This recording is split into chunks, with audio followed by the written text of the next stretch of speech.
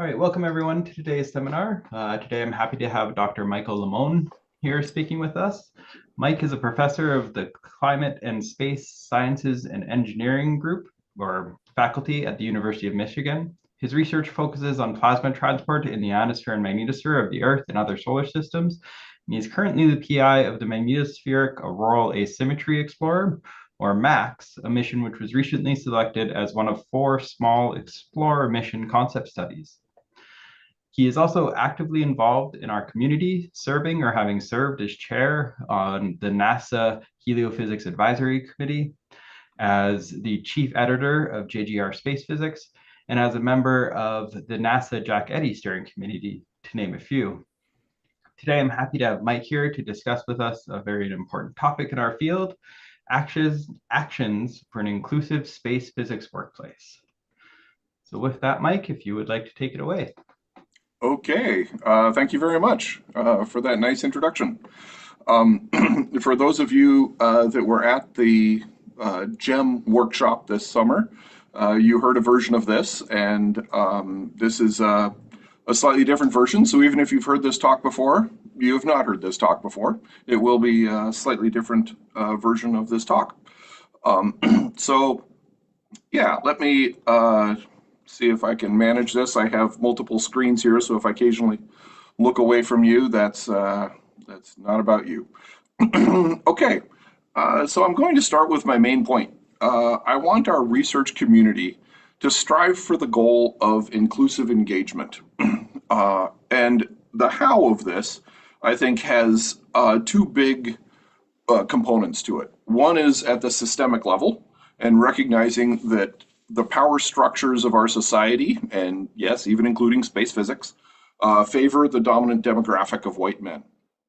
And a second component is at the individual level about minimizing and mitigating your own biases, whether overt or unconscious. And so this is a little schematic of that, at those 2 different levels and how they spiral with each other in that way. So I just used the word bias a couple times here. So if you are a space scientist out there and you've had or have had a statistics course or done any data model comparison, then hopefully you know what bias means. But just in case, it is a discrepancy between the centers of 2 populations, 2 number sets. So in the space physics context, we say things like, my model output is biased relative to the observations. But in a social interaction context, this means that there's a shift, either upward or downward, in how people are treated on average by those around them. And so in the United States, this shift is upward for white men and downward for just about everybody else. And this shift in how people are treated exists at both the societal level as well as at the individual level. And as the little blue arrows here show, these 2 biases can feed on each other, that the individual biases get codified as systemic bias, and then that reinforces individual biases. And this spiral can get into a nasty self-perpetuating dilemma for us, but it can also go in the other way. And so actively reducing either or both of these biases can lead to a better, more inclusive world, and specifically for us, a better and more inclusive space physics workplace. So I would like us all to strive to make our community a more welcoming and safe place for all. And so I'd like to thank the MOS organizers for inviting me to speak on this topic.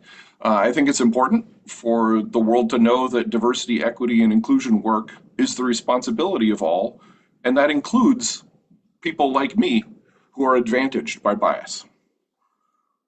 So I just used the word equity a few times, and that word often gets conflated with equality. So I want to clarify my use of these 2 words. Here's one of the many graphics displaying the difference in that meaning. Equality is when everyone gets the same support, regardless of need, and sometimes that support is inadequate. Equity is when each gets the specific support they need to fully engage, and sometimes that's unequal.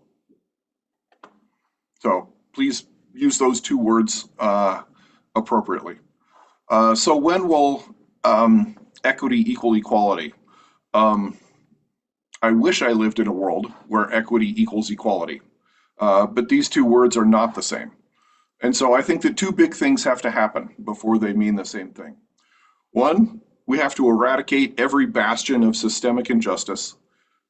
And two, we have to erase every thought of superiority based on identity within each and every person.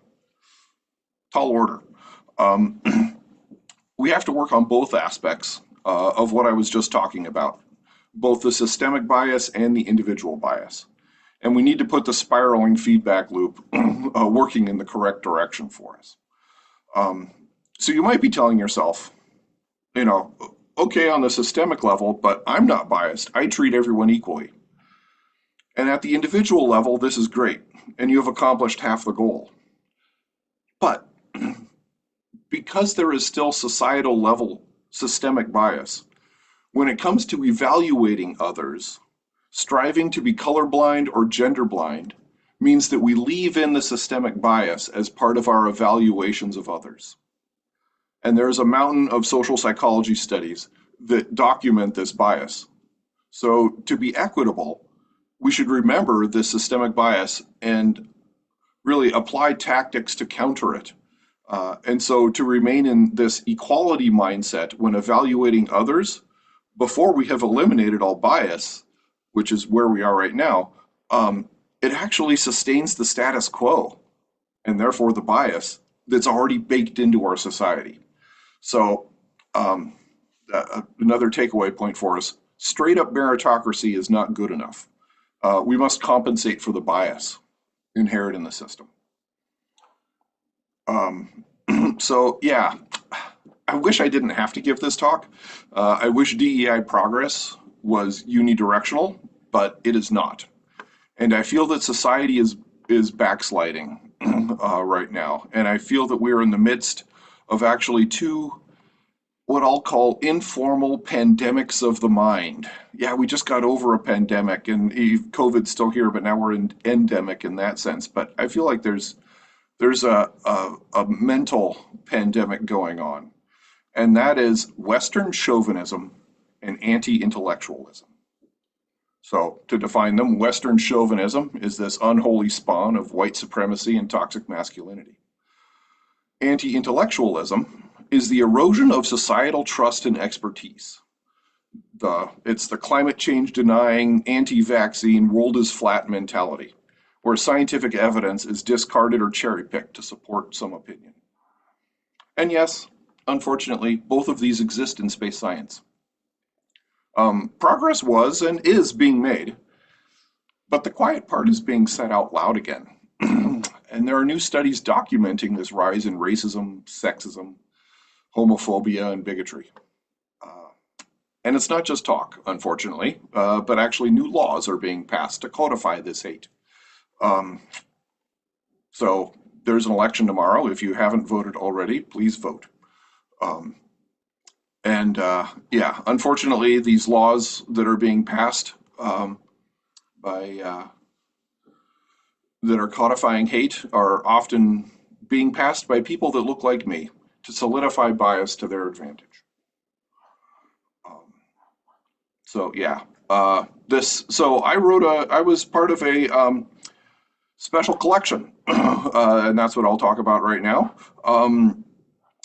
I was asked soon after Joe Borofsky became the topical chief editor for space physics at Frontiers. He asked me to lead a research topic, which is what they call their special collections, on diversity issues in our field.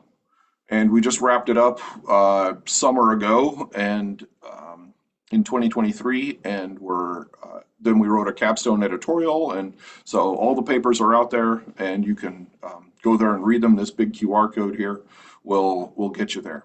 I would really like to thank Joe for spotlighting this topic, and I would also like to give a huge thank you to my co-editors, Soshit Blanco-Cano, Chigo Noguera, John Coxon, Alexa Halford, and Mac Jones. All of you are fantastic humans. So in all, we had 19 papers published, plus an editorial, And these are not by sociologists, but by space scientists writing about their DEI work. And they range from personal reflections all the way up to mini reviews, and they offer lots of suggestions for us. There are many more recommendations in these papers than I'm going to cover here today. So I encourage you to read them all. And please don't only just read the papers, but also read the articles that they cite, especially the evidence-based articles that really document not only the bias, but also the vetted tactics for addressing those those issues. So the reference tree from this collection is a great place to start reading.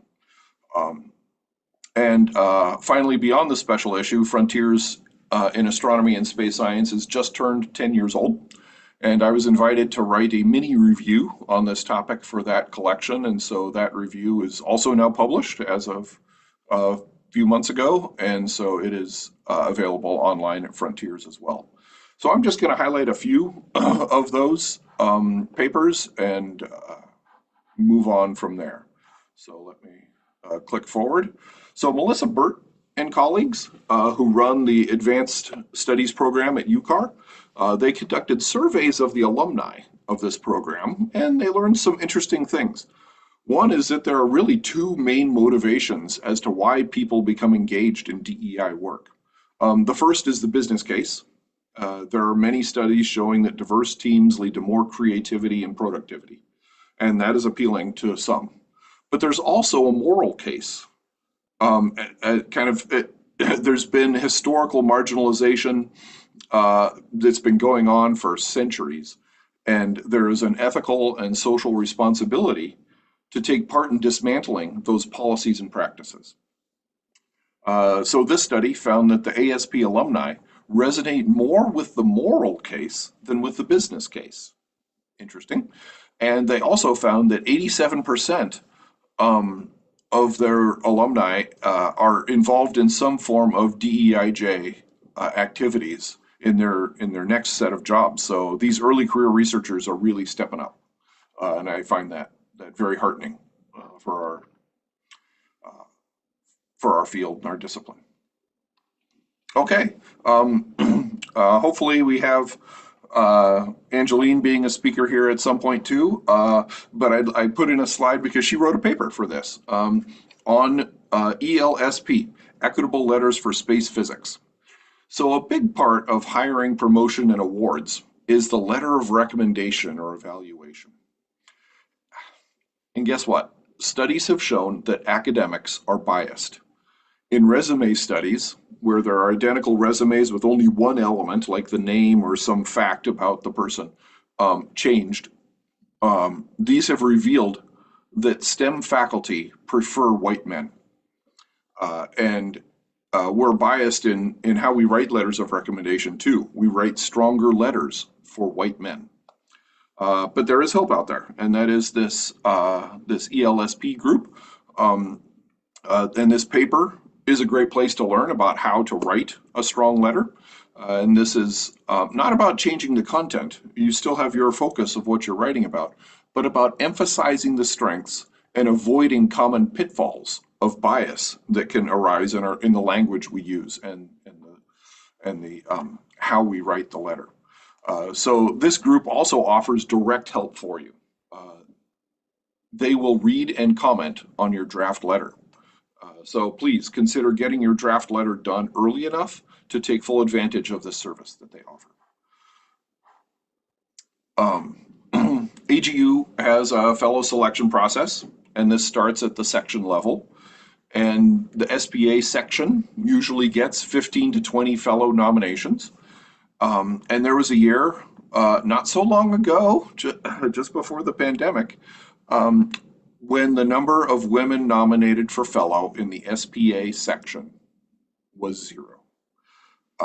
And seeing this, Liz McDonald formed a group, the Nomination Task Force, to proactively submit nominations of senior women colleagues. And so they have been doing this, and they now submit 10 to 15 packages per year for both fellow as well as various awards across AGU and other scientific societies like AMS and EGU. A big step of their success, though, uh, kind of like the ELSP thing, is to get the packages fully drafted fairly early, at least a month before the deadline, and then to review each other's packages. And this pre-submission review is not to change the content, but to better highlight the strength of the nomination. Okay, recently the Maven mission to Mars had a leadership change, and the new principal investigator is Shannon Curry.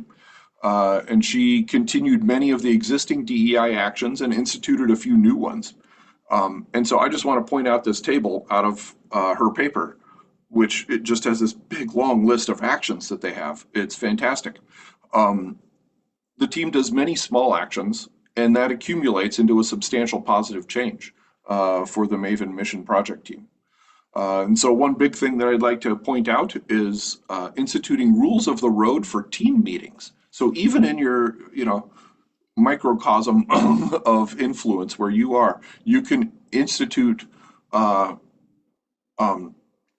right set of guidelines for people to set the right tone and cultural expectations within that specific group. One more I'll highlight, the SHIELD project, NASA Drive Center, that's out there right now, and this is examining the physics of the outer heliosphere. Two things I'd like to highlight here. They have this monthly online seminar series, much like this one, but this one is focused on DEI topics, and here are a few of the flyers from from recent webinars that they've had. They've also, though, created a big collection of individual testimonials, and these are interviews with people on the team as well as across the research community from a very broad range of backgrounds. And I find this fantastic because it allows everyone to see themselves as a member of our research community. And also, many of these stories are amazing and inspiring. So please check out both of those. I serve on a committee here at U of M that equips faculty on how to run equitable faculty searches. And so with several leaders at this advanced program where that committee is focused, I wrote a paper for the space physics community on the topic of equitable hiring. And so our key point of advice here for you is early in the process, develop a holistic set of job relevant criteria that expands your definition of excellence beyond standard metrics. Then, during the process, take equity pauses to slow down the evaluation and recenter these holistic criteria. And so this includes making the finalist visits as accessible and welcoming for all candidates and managing the final deliberations, which actually could involve a larger group than just the search committee. So for at my institution, for instance, here in the Climate and Space Department at Michigan, for the visits, we have a non-voting staff person ask about any accommodations the person might need, and just takes care of those so that the committee and the other voting members of the faculty don't know. And for the second part of that, the final deliberations, we have all the faculty vote on a new hire. And so the search committee centers the final conversation on those search criteria that they developed and have evaluated people on so far. And then we use a secret ballot, ranked choice, asynchronous voting process in order to make it as fair as possible in the final decision making. On this point, I put in a second slide from my paper, and that's my big final table from this Guide to Stride paper. This is a big list of the different steps of the hiring process, as well as the potential issues that could arise during that step. And here are some possible remedies for how to handle that potential issue along the way. And I hope that this is a good starting place for you when you are hiring your next person within your group or department or unit or whatever level it is that you're involved with. Okay, so coming up to summary, I have sort of 3 slides here. This first one here is on some immediate actions that that you can every person on this call can start doing today in order to create a more inclusive culture. And these are distilled out of the 20 papers in the set. So make kinder and more respectful language choices. Speak up and intervene when you see and hear a concerning issue. Make space for the voices of those from marginalized identities, and take correction gracefully. Another set here, things as situations arise in your particular work life. One, adopt positive teacher-student interactions instead of the tough it out by yourself mentality. Mentor pre-college and undergrad researchers. Take the time to nominate your peers for awards and expand your definition of excellence. And a final set involving policies that I think that you can do at your home institution that would make the workplace better for all.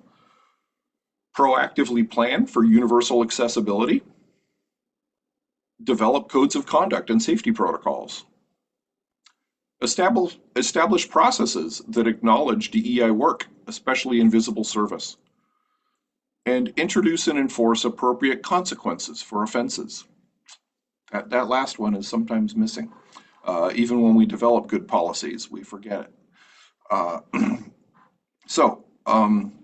As a final summary, I would like to distill all of that into my inclusive engagement vision statement. This is the long-term goal of DEI work in our field, striving to create a space physics research community in which equity equals equality. And then I have an accompanying inclusive engagement mission statement for focusing our everyday efforts, equipping, empowering, and emboldening space physicists to make our research community more welcoming, safe, and accessible for all. So I hope that you embrace this vision and mission with me. Thank you very much.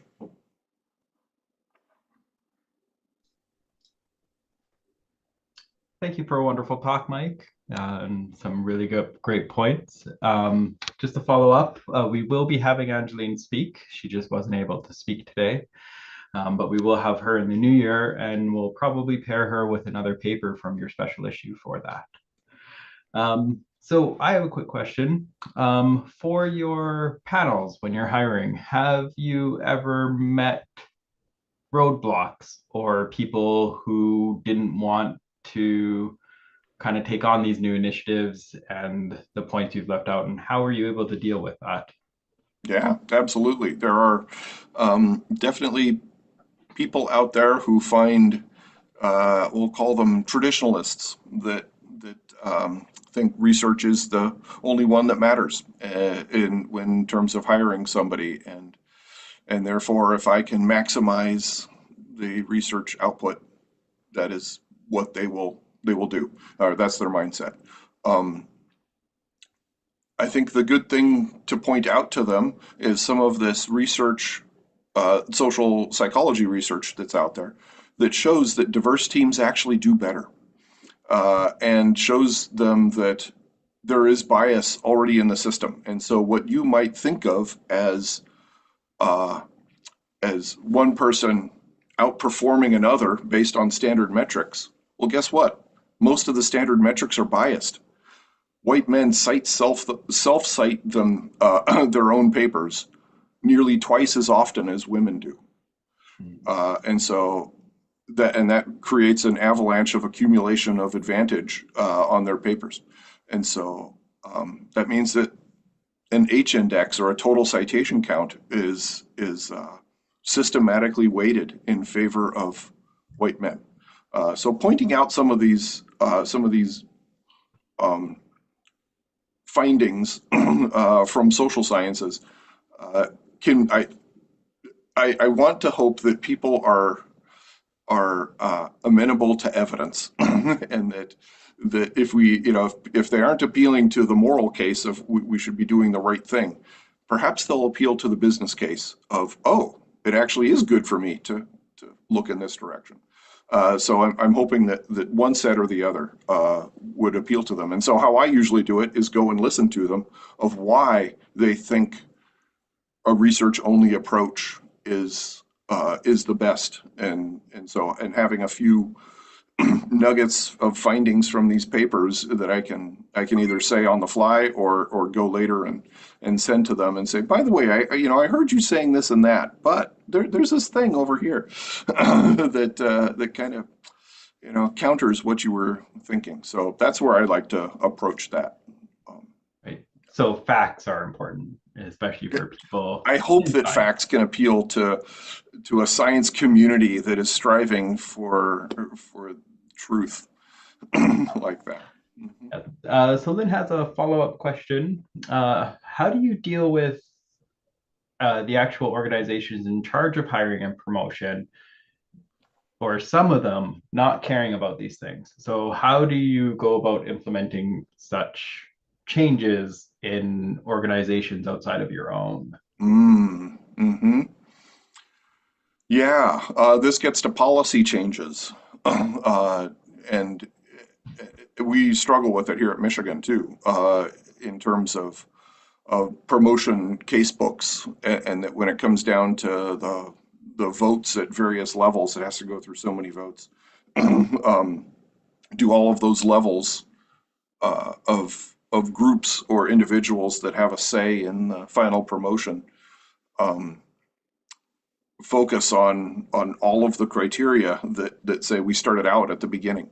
Um, that's a much longer, slower process than changing individual minds, but uh, requires, I think, a similar conversation at the individual level, uh, getting people on board. But you're talking at the institutional level, and so changing leaders' minds one at a time is one of the ways in which we might be able to get policy changes. Get yourself involved in the policy change too. I know that's a thing that isn't space physics anymore, but you being in the room, uh, even if you don't have all the papers right on hand, you can follow up later at the next meeting or the next.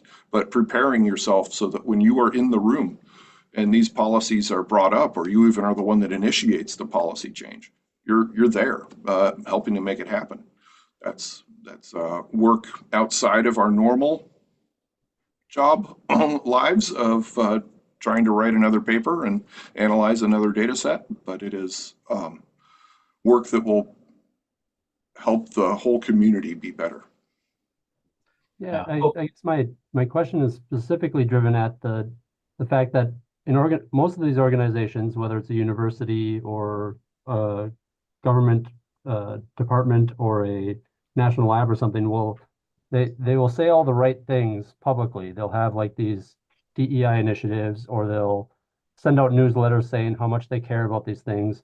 But then when you look at their actual policies or their job requirements or the requirements they put on their employees, it is completely antithetical to what they're saying publicly. And and while I agree it is a policy change issue, the in some cases the people in the organization are hamstrung because they're not, if they speak up or they try to push for a policy change, they face repercussions, right? Yeah, So that there's an entire kind of infrastructure going against the individual trying to help improve things and help make changes.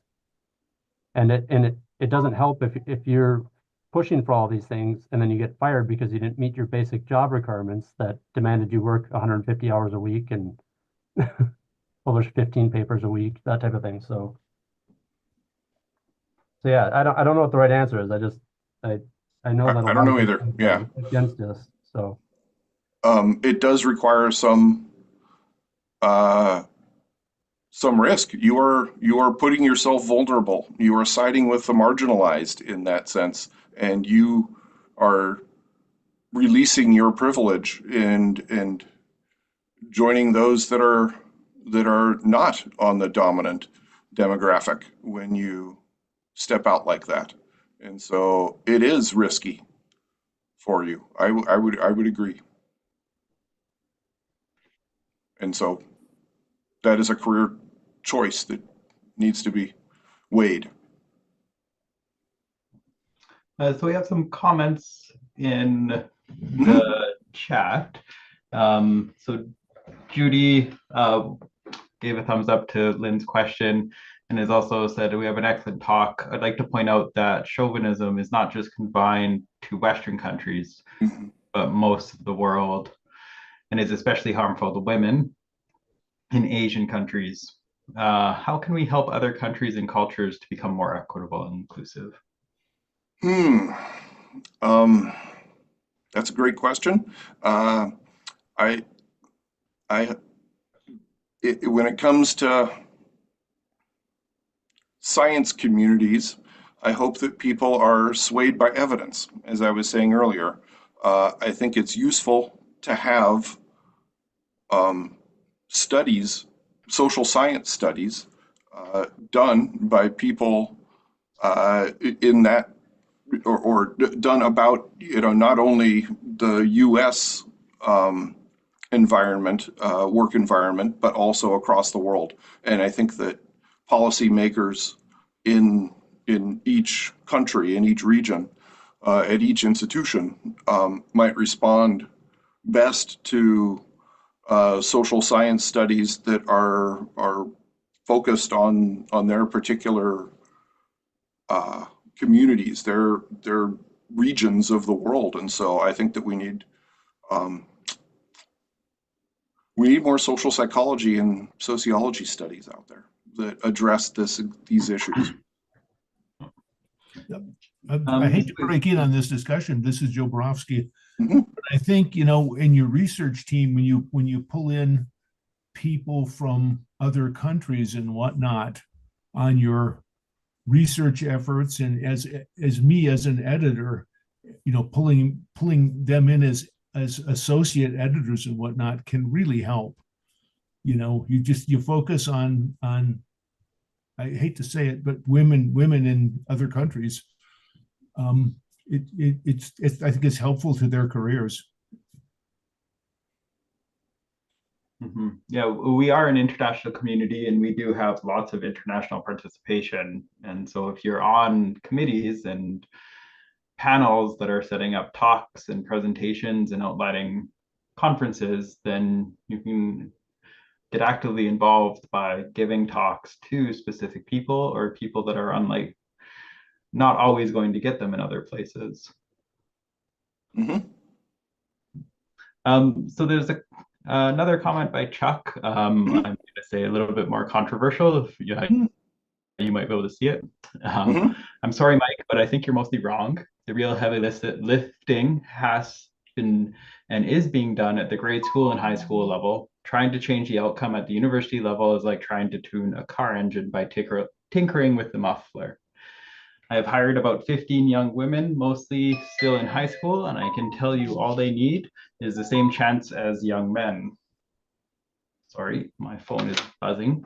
Yeah. Mhm. All this talk about change accomplishes nothing. Just open the door and give them a chance. Really, they don't want anything special treatment. All they want is a chance to show they can do the good, to do a job. So I do want to point out, Chuck, that you are actually talking about quite a bit of change and giving change at a different level. But Mike, I will let you comment too. Oh, this is, I think, straight off my uh, summary number 2. Um, this adopt positive teacher-student interactions instead of the tough it out by yourself mentality is directly related to there's a paper in our set by Dennis Gallagher working with people at high schools, and noting that this positive teacher-student interactions is a huge benefit. So I agree 100% with that point, that we do need to work at that level, and also mentoring pre-college as well as undergrad researchers. Um, these are very important. I completely agree that there is a lot we could do as a research community. So we can take the time to do this, that is fantastic. So thank you for all that you do.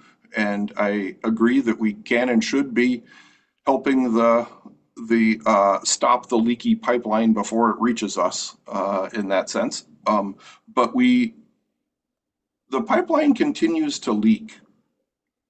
And there are people leaving our field, even because, even once they make it through PhD or during PhD or after, in their careers, because of a toxic work environment in the space physics community. And that's at the micro level here and there. I think that we can and should do better across our community as well. Yeah, I think that's a really important point. I mean, I think change is needed everywhere, not just at singular levels. It does need to be made at the university level, and it does need to be made at the academic level. Mike, this is Joe again. I hate to jump in on the conversation, but if there's, can some of us that are viewed as maybe senior researchers lean on our other researchers to quit that shit? Absolutely. Yeah. That is, what did I have on one of my summary slides here on the first one? Speak up and intervene when you see or hear racism, sexism, prejudice, harassment. So, and that is easier to do the more established you are, and because it's, there's perhaps less risk on your future job prospects. So yes, we can and should use our privilege for exactly that. Please speak up. All right. Well, thank you very much, Mike. I think this is a really important topic, and I hope that resources like this will make it easier to point out facts when you're on committees, and will just help to increase the equity. So again, thank you, Mike, and thank you for talking about this, not just here, but at GEM and at other places. It's really good that people are trying to champion and push this forward.